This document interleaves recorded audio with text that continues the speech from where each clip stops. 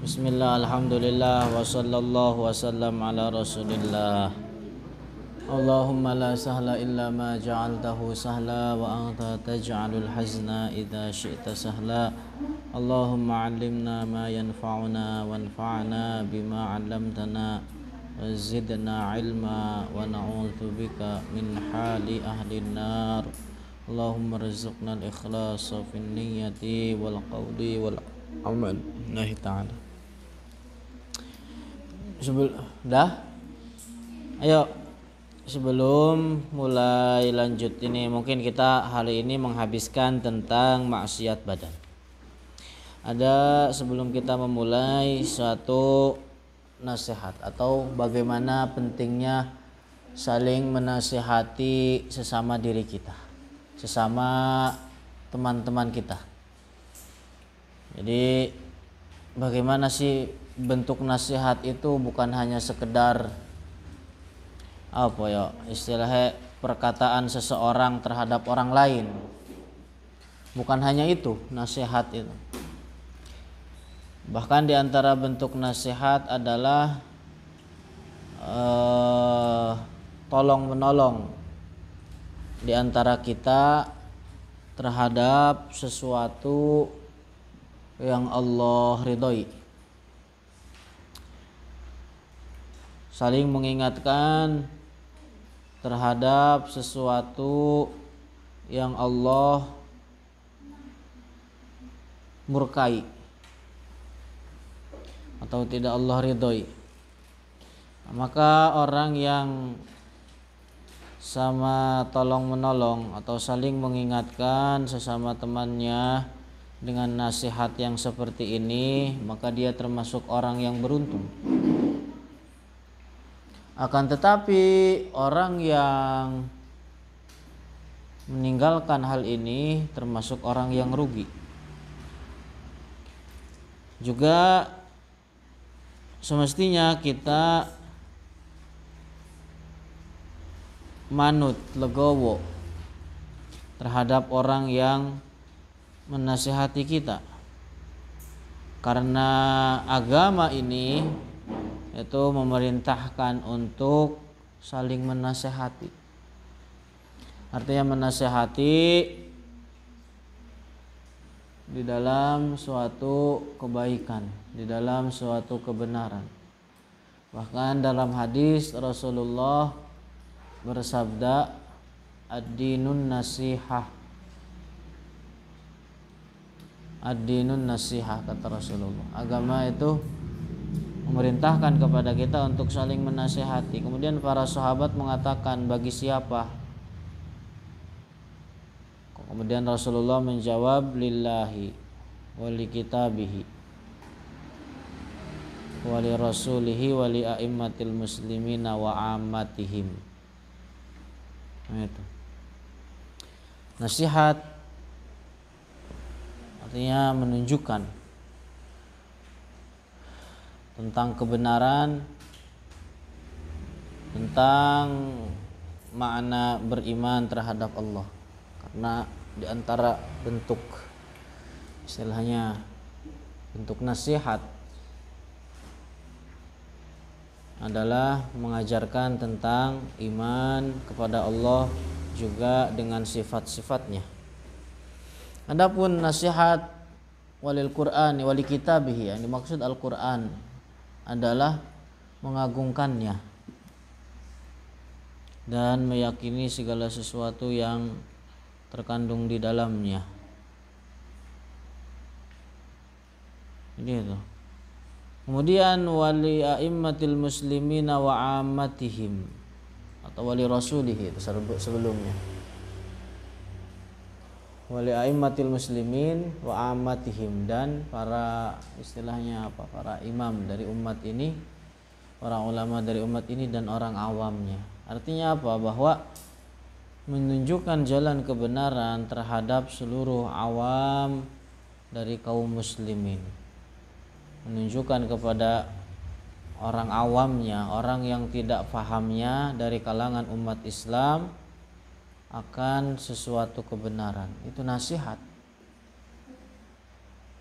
Itu nasihat. Di orang yang awamnya diajarin, ditunjukkan kepada jalan kebenaran, juga menolong terhadap para ulamanya dari umat ini. Inilah nasihat yang dimaksudkan di dalam hadis Rasulullah tadi. Artinya bukan nasihat itu maknanya bukan hanya omongan seseorang terhadap yang lainnya, terhadap orang lain saja. Tidak hanya itu.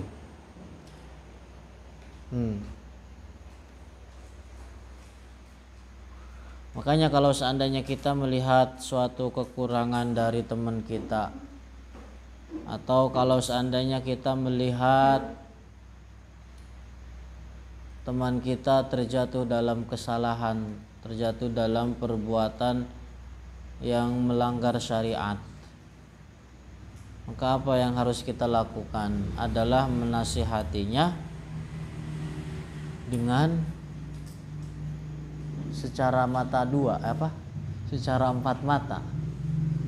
Artinya apa? Jangan secara empat mata, jangan sampai setan mengkelabui kita sehingga akhirnya kita terjatuh dalam perbuatan ghibah. Begitu. Jadi kalau melihat temannya jatuh dalam suatu kesalahan, suatu perbuatan yang tidak sejalan dengan syariat, dinasehati secara empat mata. Jangan jangan di terang-terangan secara umum. Ini sama aja itu seperti Fadhihah dalam bahasa Arabnya. Indonesianya apa itu? Itu. Kemudian juga jangan sampai tertipu dikerjain setan sehingga akhirnya jatuh dalam perbuatan ghibah orang tersebut. Nah, ketika menasehati, jangan tampakkan muka senang gitu. Jangan tampakkan muka senang karena kamu telah melihat dia melakukan suatu kesalahan, sehingga akhirnya yang dinasehatinya itu melihat kamu dengan pandangan terhormat, pandangan agung, mulia, dan kamu melihat kepada dia dengan pandangan yang kecil. Perumpamaan orang yang sombong itu begitu. Orang sombong melihat yang lainnya itu kecil. Orang sombong melihat yang lainnya itu kecil, tapi apa? Yang ngelihat juga kepada dirinya kecil. Paham nggak? Misalkan kayak orang berada di tempat jauh melihat seseorang di sini, keadaannya gimana? Kecil kan? Ya kan? Karena jauh. Begitu juga sebaliknya, dia ngelihat kepada dia apa gimana? Sama-sama kecil. Itu perumpamaan. Nah, jangan sampai kalau nasihatin itu istilahnya kita senang melihat dia jatuh dalam hal tersebut, hal yang tidak sejalan dengan syariat. Akan tetapi niatkanlah di dalam diri kita ketika menasihati untuk membebaskan dia, untuk menyelamatkan dia dari suatu perbuatan dosa yang dia terjatuh ke dalamnya.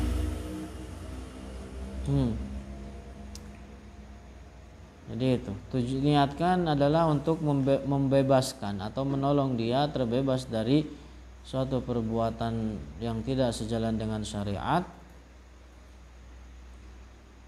dan tampakkan muka sedih. Muka sedih sebagaimana kita merasa sedih ketika ada diri kita terjatuh dalam hal tersebut. Gitu kan?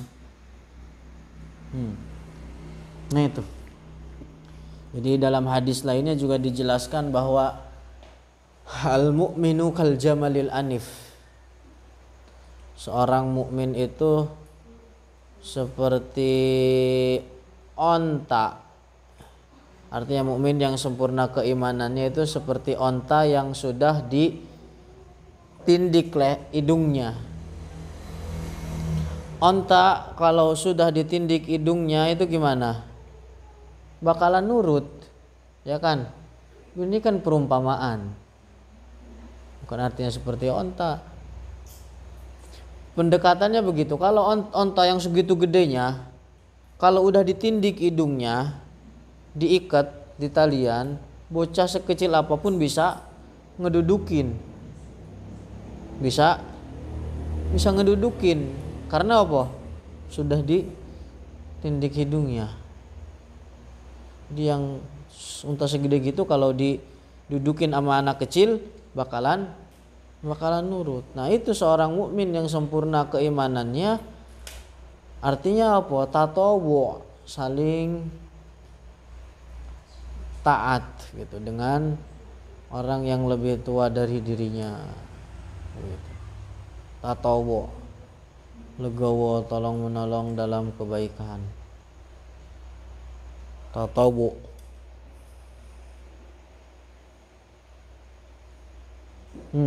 Terus nyampe mana kita? Nyampe wa tawalli ala yatim. Qala al-muallifu rahimahullahu rahmatan wasi'ah. Wa tawalli ala yatimin. Kemudian di antara maksiat badan selanjutnya adalah mengambil tanggung jawab. Apa ya nih? Tawalli ala yatimin apa? Mengambil tanggung jawab. Artinya dia mengambil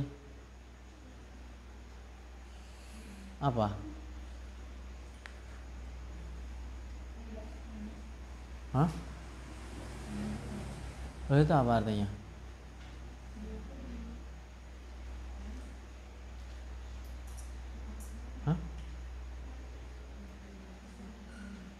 Hah? Tawalli ala yatimin. Ngantuk dia. Biar ada di video, ngantuk. Ini ngantuk. Yunita ngantuk. Hah? Wa tawalli ala yatimin au masjidin. Ada enggak itu? Hah?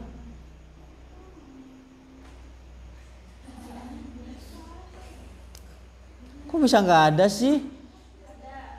Yang dari tadi dia ngapain? Belum kebuka kitabnya.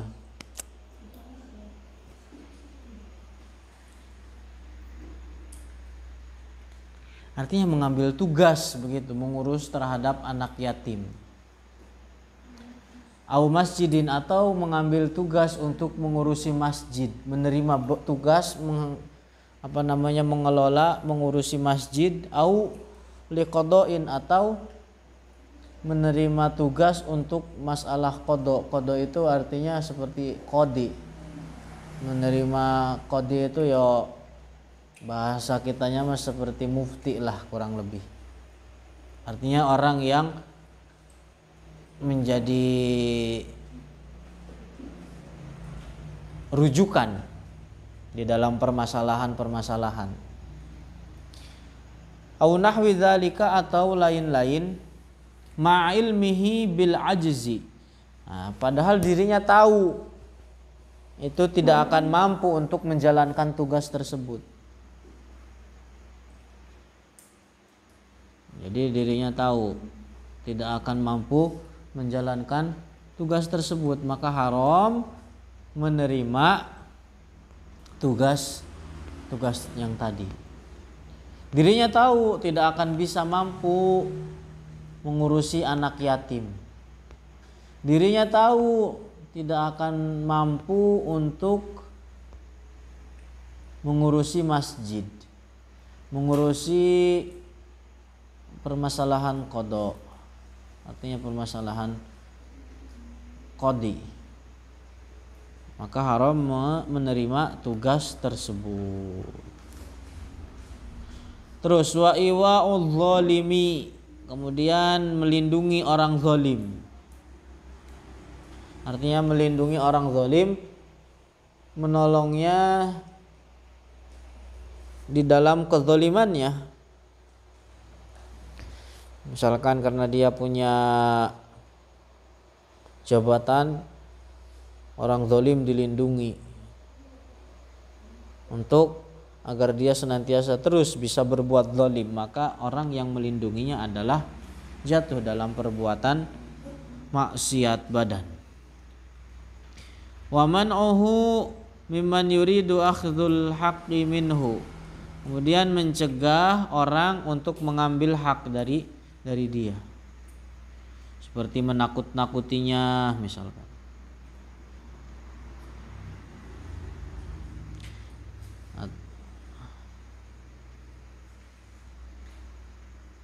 Atau misalkan contohnya seperti orang punya hak, seseorang punya hak pada orang lain.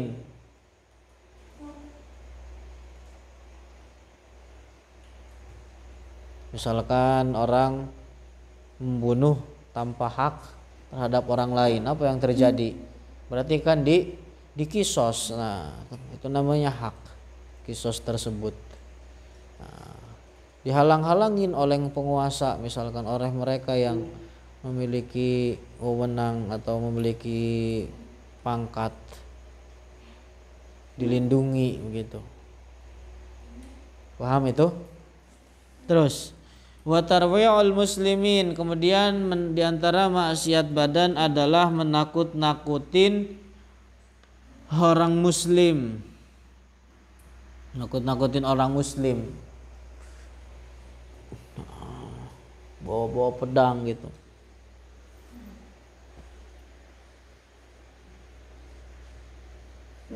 Atau senjata lainnya untuk menakut-nakutin. Wa qat'ut thariq. Di antara maksiat badan selanjutnya adalah begal, qat'ut thariq. Membegal.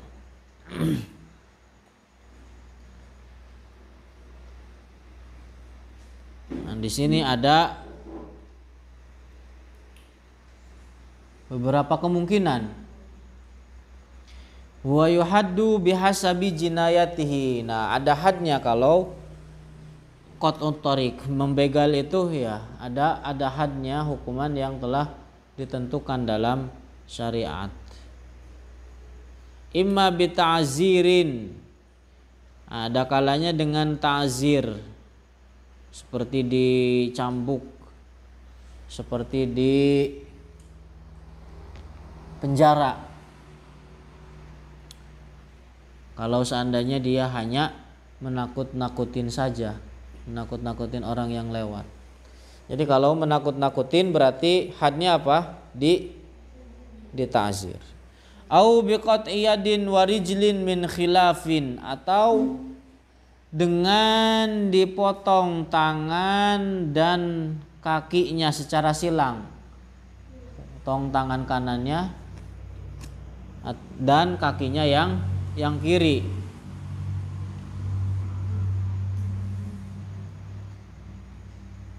In lam yaqtul, kalau seandainya dia tidak membunuh tapi mengambil harta yang harganya senilai 1/4 dinar emas atau lebih.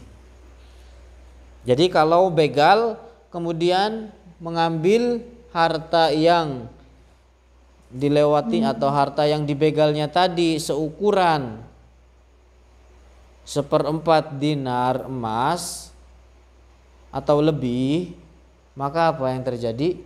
Dipotong tangan kanan dan kaki kiri.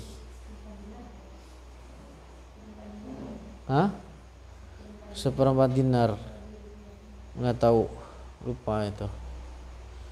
Contoh misalkan orang begal mobilnya langsung diambil, itu lebih dari 1/4 dinar, maka apa yang terjadi? Dipotong tangan kanannya dan kaki kirinya. Kalau ngulangin, dipotong tangan kirinya dan kaki kanannya. Sama halnya motongnya dari sini, seperti sebagaimana yang telah kita jelaskan di dalam had mencuri. Potong, di sininya dicabut dari persendiannya, sampai ngaplek, kan ngaplek, kemudian dipotong. Baru setelah itu dimasukkan ke dalam minyak yang mendidih, minyak goreng yang mendidih. Biar tertutup lagi dagingnya. Kalau dibiarin ngocor darahnya matilah.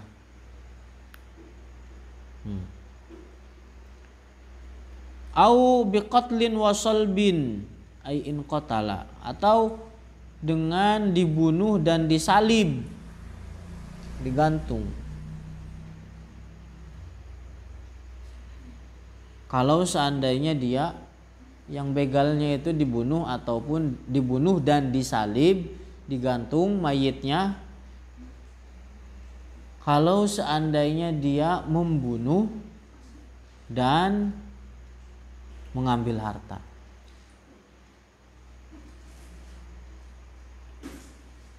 Paham? Udah orang yang dibegalnya dibunuh, kemudian diambil hartanya, maka apa yang terjadi? Dibunuh dan disalib. Artinya mayitnya itu seperti biasa, dimandikan, disolatin, tapi apa? Disalib setelah itu. Artinya disalib itu ya digantung.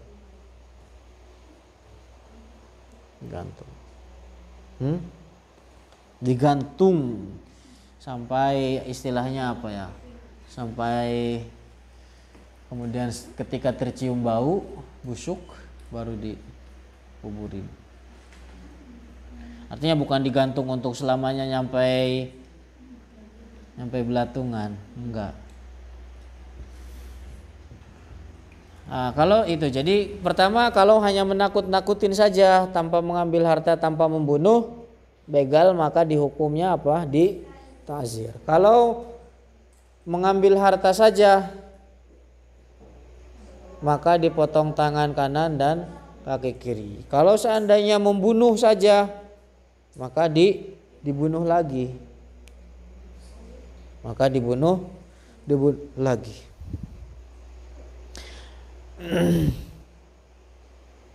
Kalau seandainya apa tadi? Membunuh dan mengambil harta, berarti dibunuh dan disalib. Nah itu dia. Wa minha adamul wafa'i bin nadri. Di antara maksiat badan selanjutnya adalah tidak mau menunaikan nazar. Tidak mau menunaikan nazar. Artinya dia telah bernazar tapi tidak dibayar nazarnya. Kalau seandainya nazar tersebut adalah sesuatu yang sah. Wal wisalu fis shaumi, kemudian menyambung puasa. Wa huwa ayyasuma yaumaini fa aksar, yaitu berpuasa 2 hari atau lebih bila tanawuli mufattirin, tanpa berbuka. Puasa 2 hari 3 hari haram tanpa berbuka.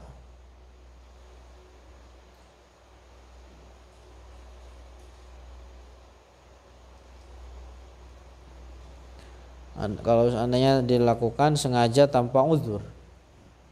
Berbeda kalau misalkan orang ada uzur, misalkan hari ini puasa tadi subuh, kemudian tidur, seminggu kemudian baru bangun.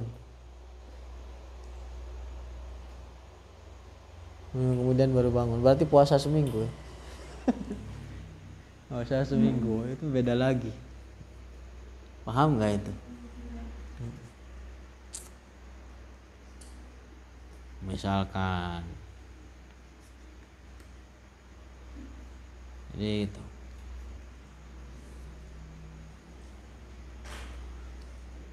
puasa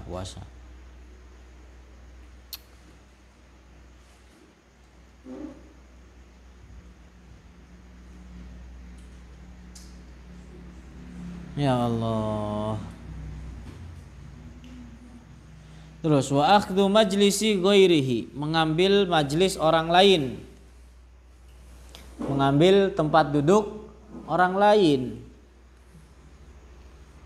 Misalkan orang duduk di tempat ini, kemudian misalkan dia pergi keluar sebentar, dia tahu bahwa orang tersebut akan balik lagi ke situ. Udah ditempatin ya. Nah, itu nggak boleh. Kayaknya tanya-tanya dulu kalau mau duduk, ada orang duduk sini. Ya, kalau nggak ada ya duduk. Au zahmatuhul mu'dhiyatu, atau digeser. Geser sehingga akhirnya orang yang duduk di tempat tersebut merasa tersakiti. Au akhdhu naubatihi, atau mengambil giliran orang lain. Artinya dia nggak mau ngantri, mengambil giliran orang lain, tidak mau mengantri. Ya, kalau istilahnya beda kalau halnya mempersilahkan. Ngantri misalkan datang orang yang diseganinya, mangga Pak duluan, ya itu beda lagi.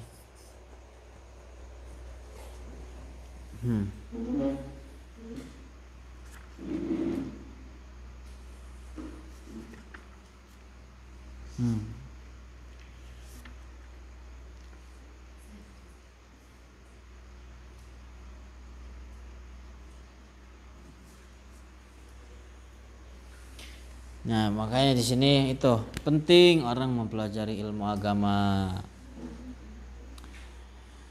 Ajarkan terhadap orang lain penjelasan tentang kufur. Kufur terbagi ke dalam 3 dan seterusnya dijelaskan. Ajarin kepada orang. Mencaci maki Allah kufur, mencaci maki para nabi kufur, mencaci malaikat kufur, mencaci maki agama Islam kufur, mencaci maki salat, puasa kufur, mencaci maki Al-Qur'an kufur, mengeluarkan seseorang dari agama Islam. Jadi orang yang mengatakan atau mencaci maki hal-hal yang telah tadi disebutkan, batal keislamannya, terjatuh dalam kufur. Nah, itu diajarin terhadap siapapun yang kalian temui. Di antara hal yang harus diajar, istilahnya yang semestinya dikedepankan terhadap orang lain untuk diajarkan adalah bahwa Islam adalah agama satu-satunya agama yang hak, yang benar. Dan agama selain agama Islam adalah batil, tidak Allah cintai, tidak Allah ridhoi. Dan seluruh para nabi itu datang dengan mengajarkan atau datang dengan membawa Islam, mengajarkan Islam. Nabi Musa, Nabi Isa, Nabi Adam, dan seluruhnya dari para nabi, mereka agamanya Islam. Kenapa hal ini harus dijelaskan? Karena sebagian orang itu ada yang tumbuh dan mengira bahwa ada, istilahnya mengira dan meyakini bahwa ada nabi dari para nabi yang tidak beragama Islam. Jadi itu tidak akan bermanfaat baginya sholat, puasa selama dia meyakini keyakinan rusak tersebut. Jadi Islam adalah agama seluruh para nabi. Wallahu a'lamu bishawab.